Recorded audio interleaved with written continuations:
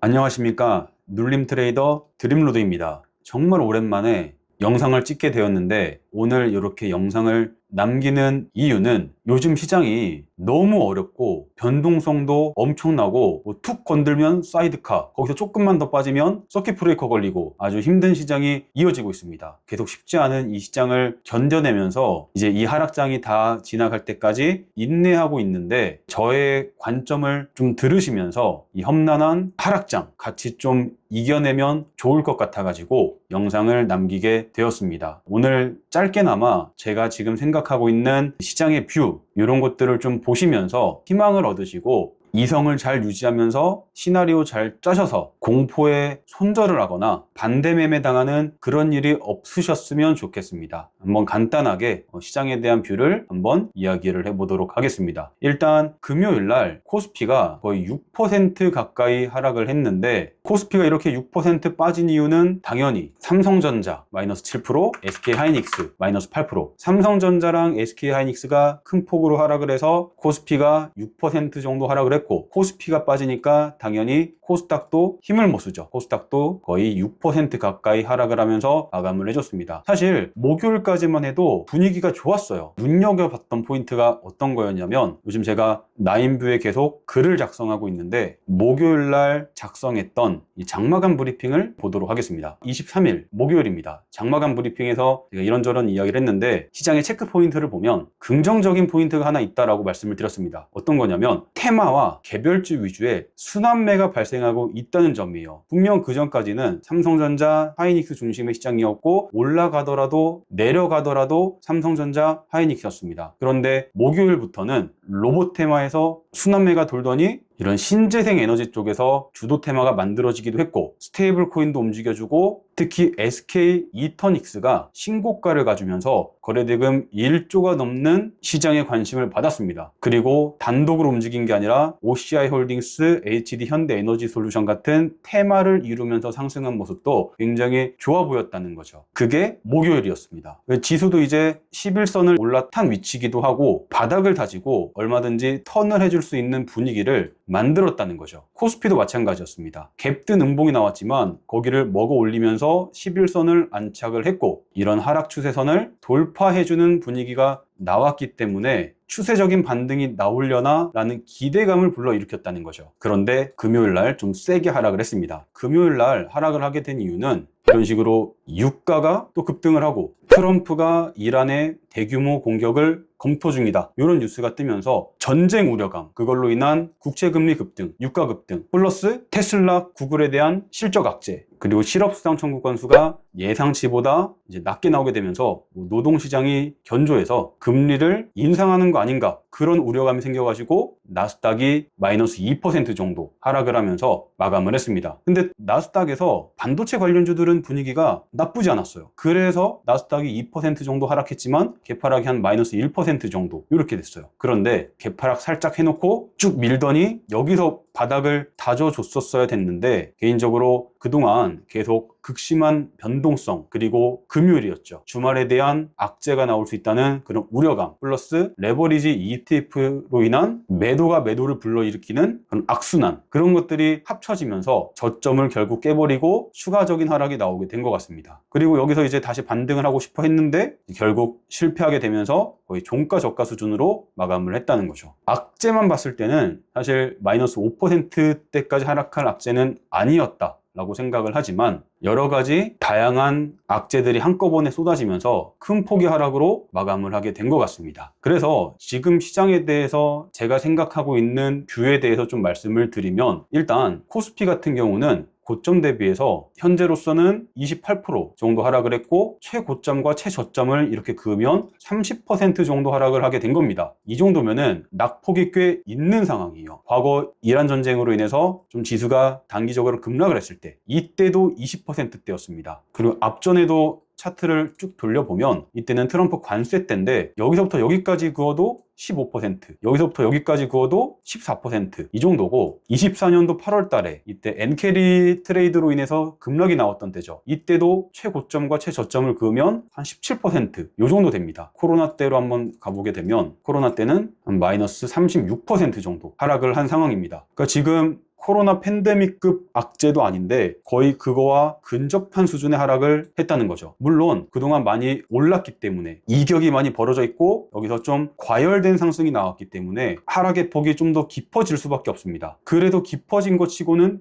꽤 많이 나왔다는 거죠. 이게 그리고 코스닥으로 가면 더 심각합니다. 코스닥은 제가 11년도부터 이제 매매를 해왔는데 이렇게까지 심각했던 장은 좀 처음 겪어보는 것 같아요. 그나마 코스피에서 하이닉스, 삼성전자가 있었기 때문에 망정이지 그게 없었다면 정말 지금보다도 더 어려운 시장이 됐었을 것 같습니다. 코스닥만큼은 제가 겪었던 하락장 중에서 정말 힘든 하락장 탑3 안에 든다라고 생각을 합니다. 저는 코로나 급락장 때보다도 빡셌던 것 같아요. 왜냐면 이런 식으로 단기간에 급락이 나오면 V자 반등을 해주는 게 일반적입니다. 급락이 나오면 V자 반등, 급락이 나오면 V자 반등, 이게 나와줘야 되는데, 그리고 이런 급락이 좀 여러 번 반복이 되면서 저점이 한 3-4번 정도 깨지면서 고점 대비 과도한 하락이 나오게 되면 여기서부터는 좀 V자 반등이 나오는 편이었습니다. 이게 일반적인 하락 반등장의 패턴이었어요. 이때도 급락이 나오니까 바로 돌려주고, 과거에도 이런 식으로 급락이 나올 때마다 바로 돌려주는 모습이 나왔다는 거죠. 이런 식으로 코로나 때도 바로 V자로 돌려주는 모습이 나왔습니다. 근데 지금은 그런 V자 반등이 안 나오고 있어요. 솔직히 여기까지는 좀 괜찮았는데 여기서 반등이 조금 약했고, 그리고 여기서도 반등에 실패하고 또 이런 저점을 깨면서 여기서부터 이만큼 밀렸으면 여기서부터는 V자로 돌렸어야 됐는데 그게 안 나오고 올렸다가 빠지고 올렸다가 빠지고 지금 또 전저점을 깨려고 하고 있죠. 그래서 시장의 분위기가 계속 안 좋고 반등이 나와야 될 타이밍에 반등이 안 나오고 RSI 지표 같은 경우는 계속 이렇게 바닥에서 기고 있으니까 주도 테마도 안 나오고 주도 안 나오고 내 종목의 반등도 안 나오고 그래서 힘든 겁니다. 하지만 제가 나주다 봄학기를 할 때도 그랬고 나주다에서 글을 쓸 때 항상 했던 말이 있습니다. 영원한 상승장은 없다. 주가가 상승하게 되면 하락이 있고 또 하락이 있으면 반등이 있고 지나고 나면 다시 또 한 번의 상승이 오고 이 상승이 끝나면 또 하락이 오고 지금은 이런 하락이 왔으니까 다시 또 반등 혹은 나중에는 또 다시 상승 분위기로 턴을 할 수 있는 그런 순간이 올 거다라고 생각을 합니다. 게다가 코스피 같은 경우는 지금 주봉으로 가서 보시면 지금 5주 연속 하락입니다. 5주 연속 1주, 2주, 3주, 4주, 5주 지금 5주 연속 하락했던 적이 최근 들어서 없습니다. 없어요. 딱 봐도 음봉이 4개, 5개 이어졌던 적이 없죠. 그래서 5주 연속 이렇게 하락을 했던 적은 이 상승 추세가 만들어지면서 처음입니다. 우리가 조정에 대한 구간을 해석할 때 2가지로 해석을 해주셔야 됩니다. 고점에서 저점까지 떨어지는 가격 조정, 그리고 시간이 지나는 기간 조정. 근데 지금 가격 조정과 기간 조정이 어느 정도 나온 상태다라는 거죠.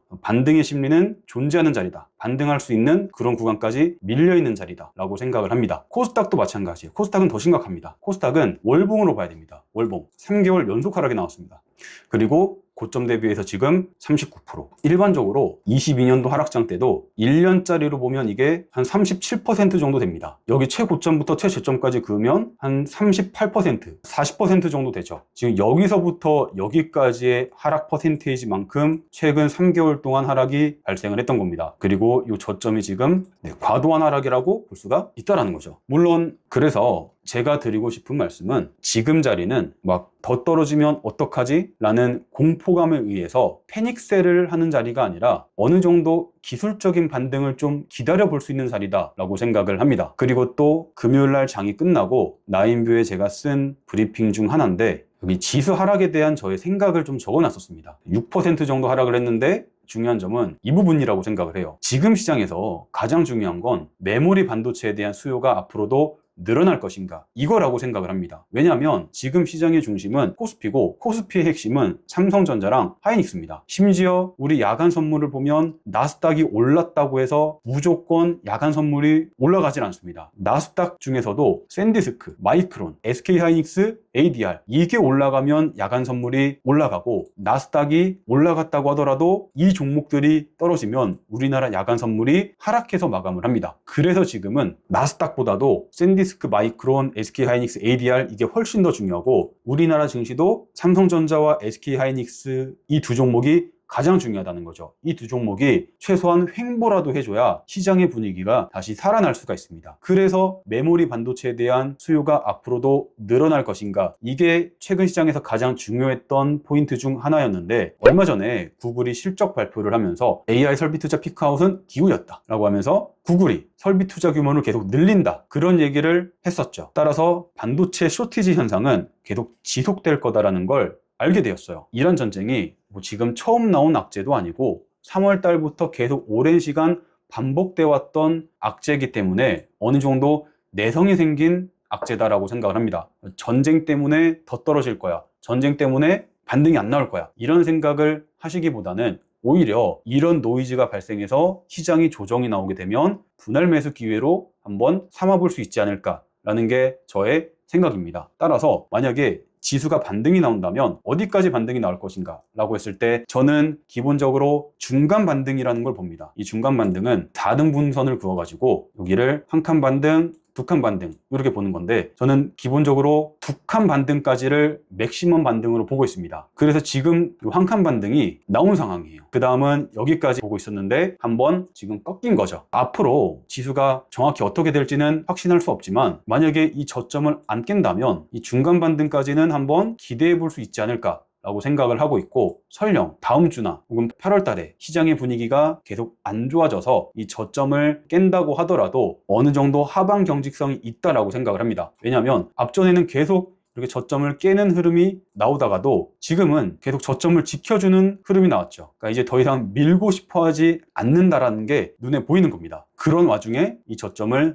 미장이 좀 더 밀린다든지 아니면 투심이 안 좋아서 이 저점을 깬다고 하더라도 저는 바로 돌려줄 가능성이 높다라고 생각을 합니다. 그리고 아무리 많이 빠진다고 하더라도 6,000포인트까지는 좀 지켜주지 않을까 이렇게 생각이 들고, 만약에 6,000포인트까지 빠졌다고 하더라도 저는 거기는 손절할 자리가 아니라 오히려 비중을 늘려볼 수 있는, 늘리지 못한다고 하더라도 최소한 패닉셀만큼은 하지 말아야 되는 그런 자리다라고 생각을 합니다. 6,000포인트까지 밀린다고 하더라도 이걸 중간 반등으로 보게 되면 결국에는 7,700 여기까지 또 볼 수 있는 거예요. 지금보다 더 높은 자리다라는 겁니다. 따라서 당장 반등이 안 나오고 추가적인 하락이 나온다고 하더라도 너무 겁먹지 마시고, 영원한 하락장은 없으니까 반등이 올 때까지 차분하게 기다려 주시거나, 아니면 좀 현금 여유가 있으신 분들, 계좌 관리를 잘 하신 분들은 이 하락을 가만히 있지 마시고 기회로 삼고 수익의 포인트로 가져오셨으면 좋겠습니다. 코스닥도 마찬가지예요. 언제 메인 반등이 나올지는 모르겠지만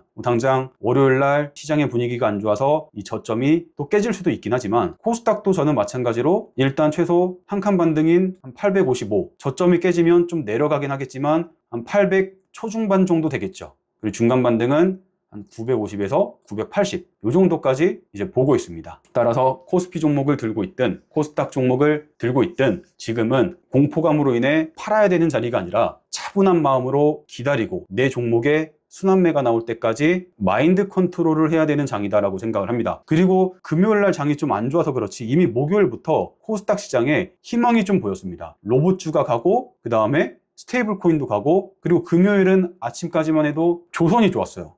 비록 마이너스로 마감하긴 했지만 아침에는 이렇게 좀 올라오는 모습이 보였고, 결국 지수가 안 좋아서 빠져서 그렇지 지수 대비해서 강한 모습이 나왔습니다. 세력주 중에서는 상한가도 나왔어요.